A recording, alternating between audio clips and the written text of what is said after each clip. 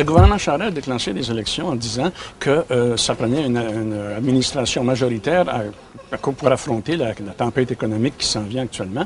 On sait ce qui se passe aux États-Unis. Alors, cependant, un gouvernement comme celui du Québec a une emprise très limitée sur un certain nombre de phénomènes économiques, comme il ne contrôle pas, par exemple, la conjoncture économique américaine ou internationale, ne contrôle aucun contrôle sur les taux d'intérêt, sur les fluctuations de taux de change, sur les marchés boursiers, sur l'émergence de nouveaux concurrents comme la Chine ou l'Inde.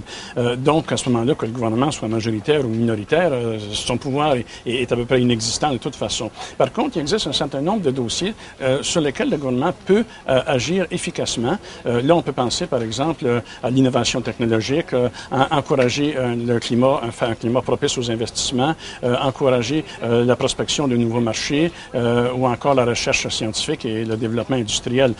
Mais assez curieusement, quand on regarde les programmes des trois principaux partis, ils sont presque interchangeables à ce niveau-là. Donc, on peut vraiment se demander si majoritaire ou minoritaire, ça ferait une grosse différence.